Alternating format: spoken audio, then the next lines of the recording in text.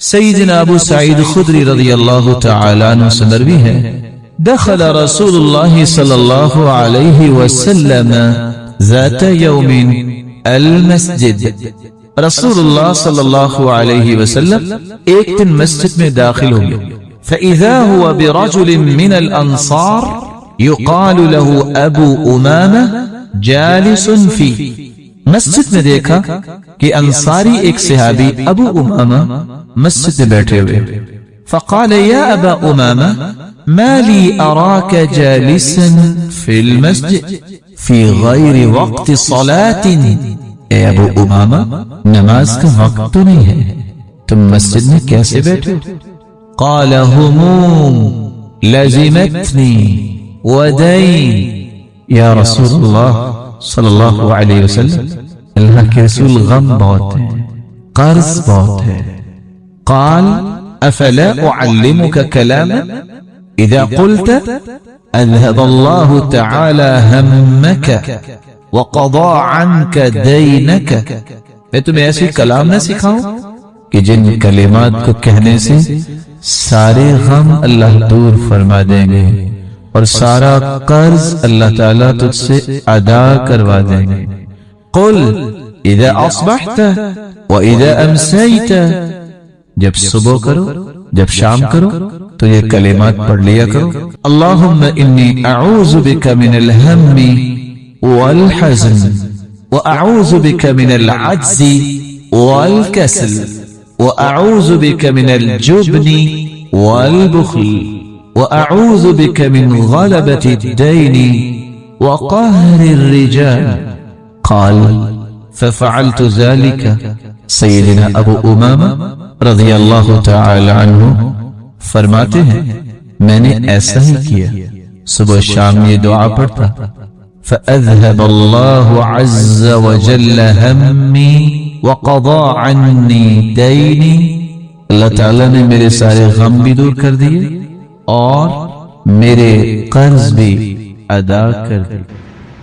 میں کو 3 سال پہلے غالباً بیت اللہ کے باہر انتظار کر رہے تھے، ایک شخص آیا السلام علیکم، وہ میں نے حدیث سنی 40 دن تکبیر اولیٰ کے ساتھ نماز پڑھنے کی، ایک دعا کر دیجیے۔ میں نے کہا جی حکم فرمائے۔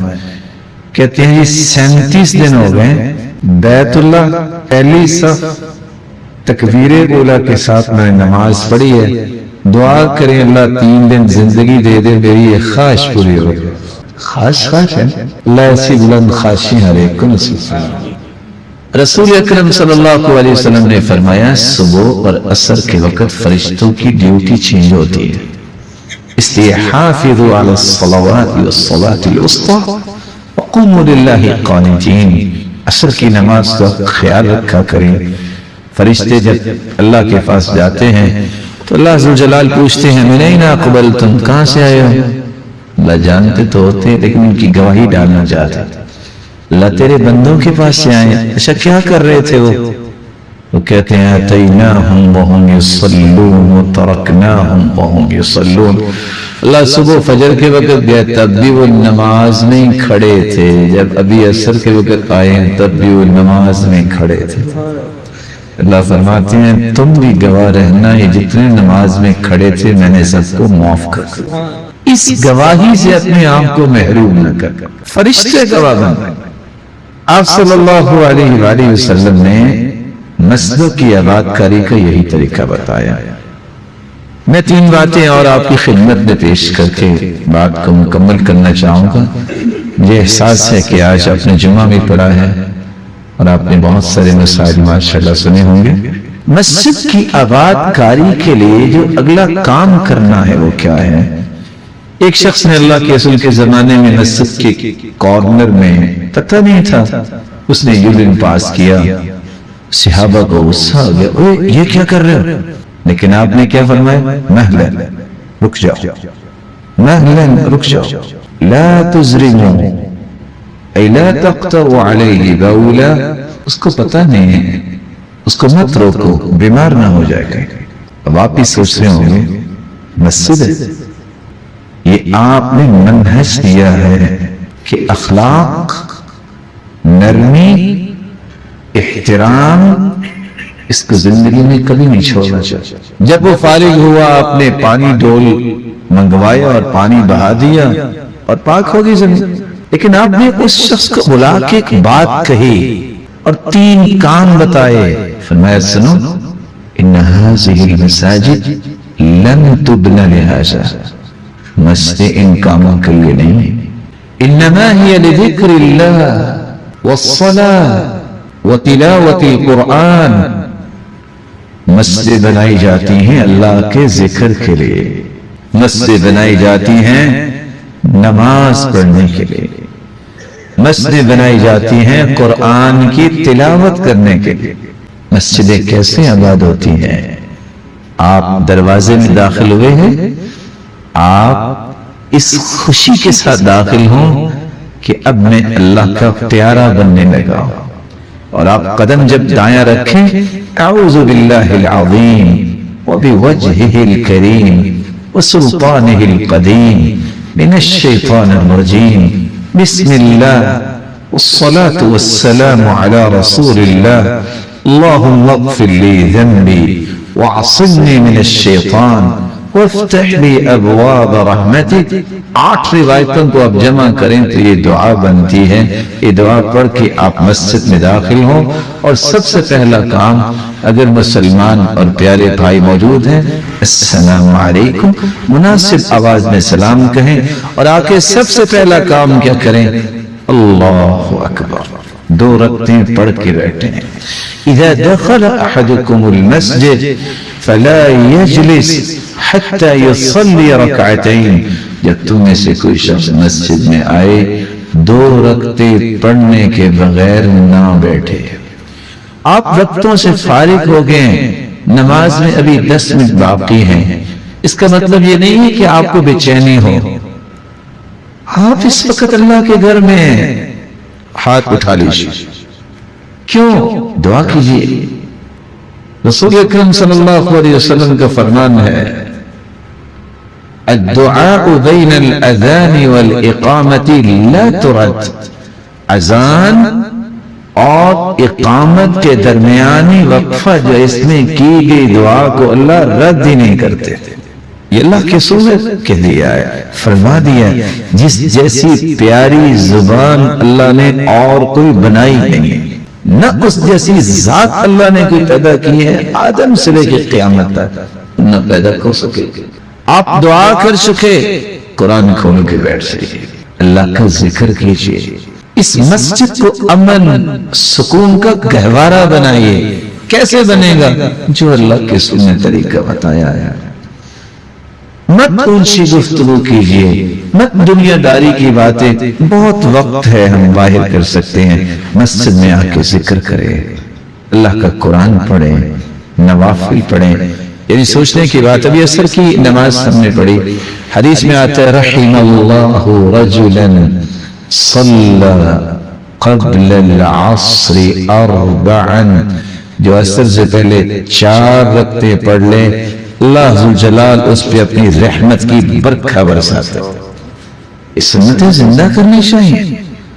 رسول اکرم صلی اللہ علیہ وسلم نے فرمایا، من صلی 12 رکعہ فی یوم ولیلہ بنی لہ بیت فی الجنہ، جو 12 رکعتیں دن اور رات 24 گھنٹوں میں پڑھ لیتا ہے، اللہ اس کا جنت میں گھر بنوا دیتے ہیں۔ وہ 12 رکعتیں کیسے ہیں؟ 4 قبل الظہر، 4 ظہر سے پہلے، ورکعتین بعدہا، 2 ظہر کے بعد، ورکعتین بعد المغرب، 2 مغرب کے بعد، ورکعتین بعد العشاء، 2 عشاء کے بعد، ورکعتین قبل صلاة الفجر، اور 2 فجر کی نماز سے پہلے۔ جو 12 رکعتیں پڑھتا ہے اس کا جنت میں گھر بنوا دیا جاتا ہے۔ یہاں زمین کا کیا ریٹ ہے؟ یہاں کیا ریٹ ہے زمین کا؟ 10-12 لاکھ۔ اگر کسی نے کچھ 6 کنال کا گھر بنانا ہو تو کتنے کا بنے گا؟ صرف آپ کو کمپیریٹیولی چیک کروانے جا رہا ہوں۔ یہاں سے یہ جو سرگودا جو ہے کتنے کلومیٹر ہے؟ 72 کلومیٹر یا مائلز؟ کلومیٹر۔ کبھی سوچا ہے جو جنت میں روزانہ میں اور آپ گھر بنا سکتے ہو، گھر کتنا بڑا ہوگا؟ چھوڑیے گھر کو، میں خیمے کا ایک قصہ دے دیتا ہوں آپ کو۔ جنت میں گھر بھی ہوں گے، خیمے بھی ہوں گے۔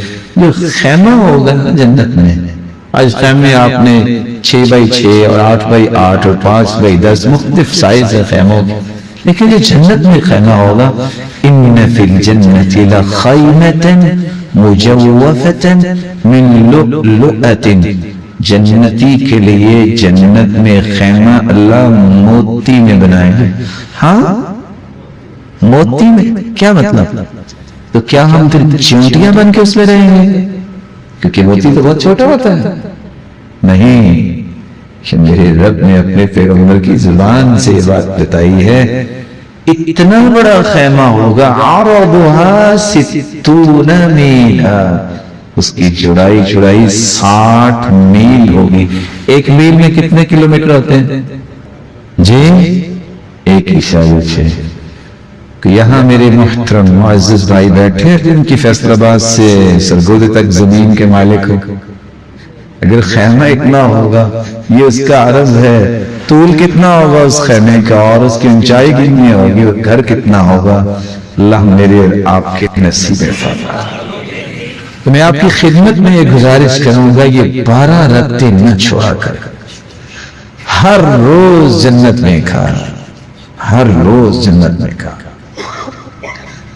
اور حدیث میں آتا ہے جو بندہ زور سے پہلے 4 پڑھ لے اور زور کے بعد بھی 4 پڑھ لے، اللہ اس کے چہرے پہ آگ کو حرام کرا دے دیتا ہے۔ لحرم اللہ وجہہ علی النار۔ مسلوں کا یہی تو ایک سب سے خوبصورت مرحلہ ہے جس کو آج امت نے سمجھا نہیں۔ آج امت نے یہی سمجھا بس جائیں گے باتیں کر کے آئیں گے، یا مسلوں میں جھگڑا ہو جاتا ہے۔ یہ مسئلے ان چیزوں کے لیے نہیں ہے، مسئلے اللہ سے تعلق چھوڑنے کے لیے۔ مسجد بھی تو محبتیں بانٹتے ہیں، خوشیاں بانٹتے ہیں، دین تقسیم کرتے ہیں، مسجد میں جھگڑے نہیں کیا کرتے، اخلاق نہ چھوڑیں، آپ نرمی نہ چھوڑیں۔ اگر کوئی آپ سے آ کے بدتمیزی بھی کر لیتا ہے، ہو سکتا ہے اس کو پتہ نہ ہو، آپ خاموش رہیں، اس کو باہر نکل کے کہیں مسجد میں اونچا بولتے، اللہ کے رسول نے منع کیا۔ اگر آپ کو زیادتی بھی کر لے گا، گالی بھی دے دے، تو یہ اس کی جہالت ہے نا۔ تو کیا کسی کی جہالت کو دیکھ کے ہم خود بھی جاہل بن جائیں؟ وہ کیوں؟ ہم اپنی اچھائی کو کیوں چھوڑیں؟ وہ یحییٰ بن معین کو گالی دی ایک انسان نے تو مسکرانے لگ گئے، جیسے آج کل بھی ساتھی ہی ہمیشہ لڑائیاں کرواتے ہیں، کہتے ہیں بزدل ہو جواب دو، تو یحییٰ بن معین پھر مسکرانے لگ گئے، کہتے ہیں فَلِمَاذَا تَعَلَّمْتُ إِذَنْ، اگر میں نے گالی کے جواب گالی دینی پھر میں نے دین کیوں پڑھا، پھر میں نے علم کیوں سیکھا۔ آپ وہ خوبصورت اور عزت والی امت ہو جس کے بارے میں اللہ کے رسول نے فرمایا تھا انتم تتمون 70 امہ انتم خیرها واکرمها علی اللہ عز وجل، تم 70ویں امت ہو اور کائنات میں سب سے زیادہ عزت والی امت ہے تو یہ امت محمد ہے۔ اس لیے آپ کو اپنی عزت کا سودا نہیں کرنا چاہیے، اور آپ کی عزت کس میں ہے؟ اخلاق میں ہے، نرمی میں ہے، احترام میں ہے۔ آپ اپنی اچھائی کو کبھی نہ چھوڑیں۔ اگلی بات جو حدیث میں آئی ہے یہ قرآن کے لیے ہے۔ میں گزارش کروں گا یہاں کی انتظامیہ کو اس دعا کے ساتھ کہ اللہ ان کو سلامت رکھے، بہت برکتوں سے نوازے، صبح و شام بچوں کی تعلیم کا بندوبست کرے۔ انما ہی لذکر اللہ و تلاوت القرآن، قرآن مجید پڑھانے کا بندوبست جس مسجد میں نہیں ہوتا وہ مسجد آباد نہیں ہوتی۔ صبح بچے آئیں، ناظرہ پڑھیں، یاد کریں، کتنا ہی اچھا ہو۔ بہت ہی محترم بھائی، خطیب محترم، امام محترم، صبح زیادہ نہیں 1 سے 2 سے 3 آیات کا ترجمہ بڑے تحمل سے اپنے معزز بھائیوں کے سامنے پیش کریں۔ مغرب کی نماز کے وقت 1 حدیث، نہ زیادہ وقت لیں تاکہ یہ روزانہ کی قرآن و حدیث کی ڈوز اس کو ملے۔ اسی طرح ہی تربیت ہوتی ہے۔ آپ سوچ سکتے ہیں کہ اگر ایک آیت کا ترجمہ ہم پڑھ لے روزانہ بغیر کسی مدرسے داخل ہوئے، ہم کتنے سال میں قرآن مجید کا ترجمہ یاد کر سکتے ہیں؟ اور یہ دستور ہے میری اور آپ کی زندگی کا. اور کتنا ہی اچھا ہو خطیب محترم، امام محترم مختلف اوقات میں اپنے بھائیوں کو محبت اور احترام سے بلا کے کہیں آج ہم نماز کا، غسل کا، تیمم کا، وضو کا عملی طریقہ پیش کریں. پروجیکٹر لگاؤ، حدیث سامنے لکھی ہو، ترجمہ اس کا نیچے ہو، ریفرنس ہو، یہ اللہ کے رسول نے وضو کیا ہے. کیسے؟ پہلے ہاتھوں کو یوں دھوئیں، نیت کرے، پھر خلال کرے، ایک ایک چیز سکھائیں، ایک ایک چیز بتائیں. یہ میں کیوں کہہ رہا ہوں؟ ان الرجل لیصلی 60 سنہ، حدیث کے الفاظ میں کچھ لوگ 60 سال نماز پڑھتے ہیں. وَمَا تُقْبَلْ لَهُ صَلَاةٌ، قیامت کے دن ایک نماز بھی ان کی قبول نہیں ہوگی. کیا مطلب انہوں نے وضو نہیں کیا ہوگا؟ کیا مطلب وہ حرام کھاتے ہوں گے جیسے لوگ آج فتوی لگا دیتے ہیں؟ نہیں، حدیث میں کچھ اور. کیا انہوں نے سورہ فاتحہ نہیں پڑھی ہوگی؟ کیونکہ حدیث میں آتا ہے لا صلاۃ لمن لم یقرأ بفاتحۃ الکتاب، جو فاتحہ نہیں پڑھتا اس کی نماز نہیں ہوتی. نہیں، یہ معاملے نہیں ہے. حدیث کہتی ہے لعلہ یتم الرکوع ولا یتم السجود، وہ سب اس نے رکوع تو مکمل کیا ہو، سجدہ مکمل نہ کیا ہو، سجدہ مکمل کیا ہو، رکوع نہ مکمل کیا ہو. کیفیت کیا ہے رکوع کی، کیفیت کیا ہے سجدے کی، کیفیت کیا ہے قیام کی، مجھے پہلے تشہد میں کیسے بیٹھنا ہے، مجھے آخری تشہد میں کیسے بیٹھنا ہے. اللہ کے پیارے محبوب نے اپنی انگلیوں کو کس طرح رکھا، آپ نے سلام کس طرح پھیرا، آپ نے وضو کیسے کیا، اور آپ صلی اللہ علیہ وسلم تیمم کیسے کیا کرتے، اور اگر غسل کی ضرورت ہو غسل کیسے کرتے. یہ ہر مسلمان کو آنا چاہیے. بلکہ میں آپ کی خدمت میں گزارش کروں گا اپنے گھروں میں بھی یہ سسٹم بنائیں. اپنی اہلیہ محترمہ، اپنی بیٹیوں، اپنے بیٹوں سے وضو کروا کے دیکھا تو کریں. اس کے ہاتھ کا پکا کھانا میں کھاتا ہوں. یہ میرا بیٹا اگر میں آج فوت ہو گیا یہ مجھے غسل بھی دے سکتا ہے کہ نہیں، یہ میرے لیے دعا بھی کر سکتا ہے کہ نہیں، یہ چیک رکھنا چاہیے. وتلاوت القرآن، قرآن پڑھنے کے لیے میں آپ بھائیوں سے بھی گزارش کروں گا اپنے بچوں کو بھجوائیں. اور مجھے بڑی خوشی ہوئی، اس بات کا علم ہوا کہ بھی انشاءاللہ ایک دو دن کے بعد یہاں عصر کی نماز کے بعد قرآن کو خوبصورت پڑھنا، اس کو تجوید کہتے ہیں، اس کا ایک کورس ڈیزائن کیا گیا ہے. اور میں نے ان کی خدمت میں گزارش گزاری ہے کہ آپ تجوید کے ساتھ ساتھ قرآن جیسے پڑھائیں. ان پھولوں کو، ان بچوں کو آپ وضو کا طریقہ بھی بتائیں، آپ نماز بھی سکھائیں، آپ صبح و شام کے اذکار بھی یاد کروائیں. چھوٹی چھوٹی صورتیں کو یاد ہوں، کوئی نہ بھی ہو یا اکیلے نماز پڑھا سکے. ہم جب مسجد نبوی میں جایا کرتے تھے، جب مدینہ میں پڑھتے تو چھوٹے چھوٹے بچوں نے آ جانا، ہم دیکھ کے حیران ہوتے تھے. بالکل چھوٹے بچے تو بھاگتے بھاگتے آنا، آ کے نا سو چھوٹے بچے سب سبسڈی کرو، ایک نے آگے کھڑے ہو جانا اور سارے اتنے اتنے ہیں.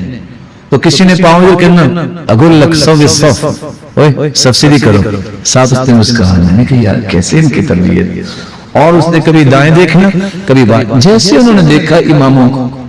اور پھر اس اللہ اکبر، چھوٹے بچے نماز جماعت کروا کے نماز پڑھتے. یہ تربیت ہمیں بھی دینی چاہیے. اس لیے میں آپ سے گزارش کروں گا، اور کاش اللہ ہمت دے امام محترم کو اور خطیب محترم کو، جتنے بڑے احباب ہیں یہ بھی ہمارے سروں کے تاج ہیں، ان کو بھی جتنا یہ سیکھ سکیں قرآن مجید کا ترجمہ، حدیث، ایک روزانہ ان کا کو معمول بنانا چاہیے کہ ہم باقی دنیا کی چیزیں سیکھتے ہیں، یہ سیکھیں تو سی اللہ ہمیں کیا کہہ رہے ہیں قرآن میں. شاید آپ نے قصہ پہلے بھی سنا ہوگا، میں پھر سنا کے اجازت چاہوں گا. وہ ساتھی میرے پاس آئے، امریکہ میں رہتے تھے، وہاں پھول لگا میں آئے، کہتے جی میں آپ سے قصہ شیئر کرنا چاہتا ہوں. میں نے کرے. کہتے جی میں امریکہ میں تھا تو میں چونکہ مسلمان تھا تو میں اپنے آپ کو بڑا چیمپئن سمجھتا تھا. تو میں نے کہا کیا ہوا، استعفیٰ دے دیا آپ نے؟ کہتا نہیں جی ہم نماز پڑھ رہے تھے، دو چار گورے آئے، کہتے ہوئے کیا کر رہے ہو؟ اپنی زبان میں کیا کہنا تھا، what are you doing؟ تو میں نے کہا ہم تو نماز پڑھ رہے تھے۔ کہتے وہ کیا ہوتی ہے؟ ہم اس کو کیا بتا، کہا ہم اللہ کے سامنے کھڑے ہو کے اللہ سے باتیں کرتے ہیں۔ کہا یہ ایک آگے بھی کھڑا تھا، باقی آپ نے لائن بنائی تھی، یہ کون تھا؟ میں نے کہا یہ امام ہے جو لیڈ کرتا ہے۔ کہتے یہ کیا کہہ رہا تھا؟ کہ قرآن پڑھ رہا تھا۔ قرآن کیا ہے؟ کہتا اللہ کی کتاب۔ تو کیا اللہ تعالیٰ کی کتاب میں ہے؟ تو میں سوچنے میں پڑ گیا کہ مجھے ترجمہ تو آتا نہیں، میں یہ نہیں مجھے پتا۔ اچھا نا میں آپ کی امام سے بات کرواتا ہوں۔ امام صاحب کے پاس گیا، یہ آپ کیا پڑھ رہے تھے؟ کہتے قرآن پڑھ رہا تھا۔ کیا قرآن پڑھ رہے تھے؟ اللہ سے کیا کہہ رہے تھے؟ کہتے یہ تو مجھے بھی نہیں پتا۔ تو وہ گورے کہتے ہیں تعجب کی بات ہے، باتیں اللہ سے کرتے ہیں آپ کو پتہ ہی نہیں آپ کیا کرتے ہیں۔ دیکھیے چھوٹی سی بات نہیں ہے میرے بھائی، مجھے اور آپ کو علم ہونا چاہیے میں اللہ کو کیا کہہ رہا ہوں۔ اس لیے میں آپ سے سب سے گزارش کروں گا نماز کا ترجمہ ضرور پڑھیں۔ میں کیا کہہ رہا ہوں سوچ کے پڑھیں۔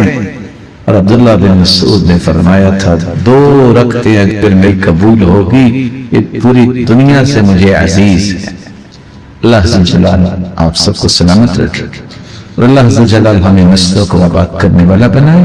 اللہ کا ذکر، قرآن مجید کی تلاوت اور اسی طرح نماز کی پابندی، اس سے ہی مسجدیں آباد ہوتی ہیں۔ مالک الملک سے دعا ہے اللہ مسجد بنانے والوں کو کروڑا رحمتوں سے نواز۔ اے اللہ یہ روشن چہرے جتنے بیٹھے ہیں سب کو اپنا تقرب نصیب فرما۔ الہ العالمین ان کی اولادوں کو بھی مسجد کو آباد کرنے والے بنا، جس طرح تیرے گھر میں جمع ہے اے اللہ سب کو جنت الفردوس میں جمع اور اپنے محبوب کی رفاقت نصیب اور اپنے دیدار کا مستحق بنا۔ وآخر دعوانا الحمد للہ رب العالمین۔ میں نے اس لیے جلدی کر دی، آپ ایک اور کام کہہ رہے ہیں، تھکے ہوئے پہلے ہیں، آپ پھر ان سے پوچھتے ہیں وہ کہیں تھے میں آپ کو اکیلے کو گاڑی میں سنا دوں گا۔ اللہ ریلیکس ہو جائیں گے، جی ہو جائیں گے ریلیکس۔